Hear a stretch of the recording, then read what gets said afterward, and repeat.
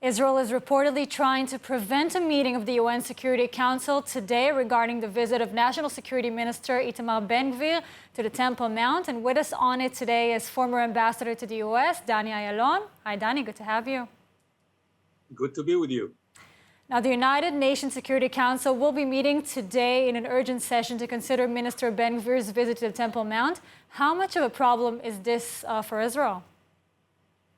Well, it depends on the result. It cannot, the Security Council cannot be, let's say, restricted from being convened, but they not always get a resolution. A lot depends on the United States to prevent even bringing it up to a resolution. And then the question is whether they will come with something which is very, very diluted, like what is called the presidential statement. But for that, you need a consensus of all 15 members of the Security Council. And again here, if the United States objects, then it will be just a debate, but it will be a very, very futile debate, and that will be it.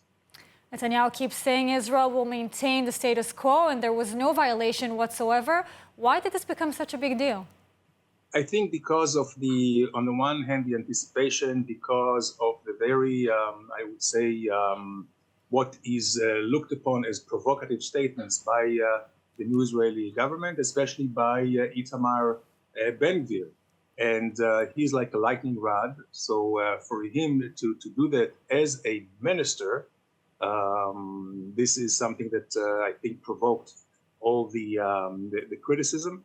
But I believe that the way it was done, only for 13 minutes with a break of dawn, it's like he was doing it only to check the box. And I believe this is what the Americans understand. We have to remember that Netanyahu asked Ben-Gvir not to go.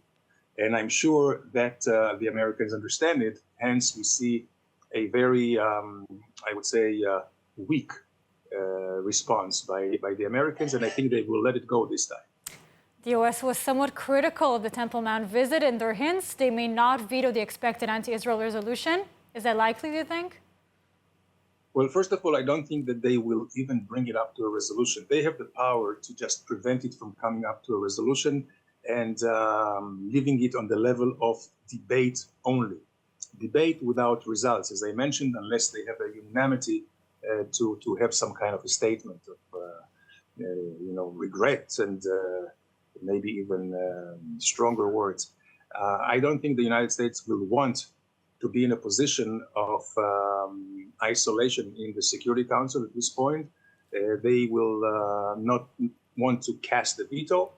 And this is why I don't think that this is in the cards. By the way, it's almost a mirror image of what's happening. Of course, I'm talking about Security Council. It's not on the same level, and I'm not comparing, of course.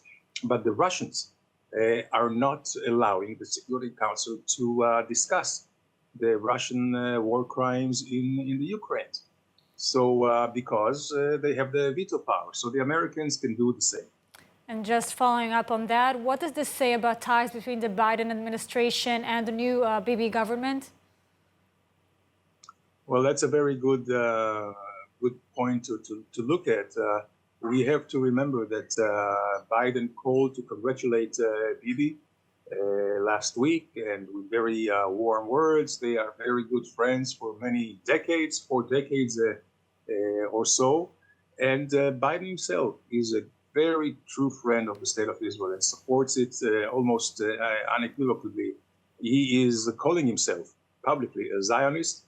So there is no appetite at the administration of Biden to pick a fight with Israel, as it was the case with Obama. We are in a totally different administration, and although there are quite a few Obama officials from his administration that moved on to work with Biden, but he is at the end of the day calling the shots.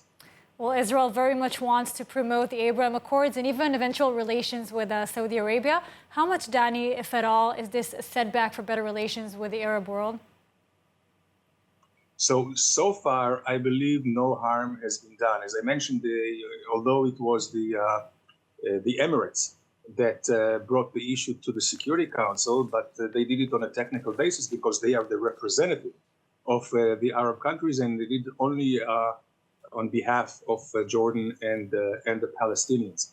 I believe that the interests are such because of the intransigence of Iran, the growing threat from Iran, which is defying the entire international community and continues both with its illegal nuclear program and with the subversion in the region and terror all over the country, all over the Middle East.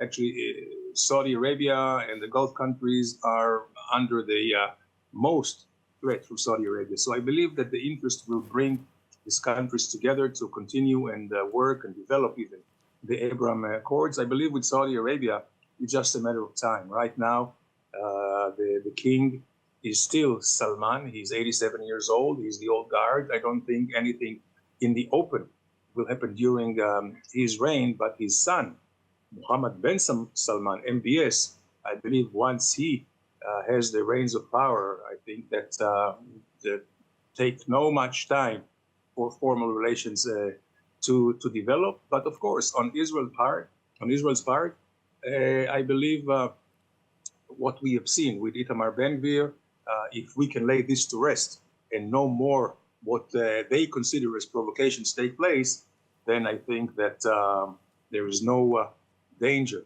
to the very good relationship between Israel and the Arab countries. Danny Ayalon, thank you very much. My pleasure.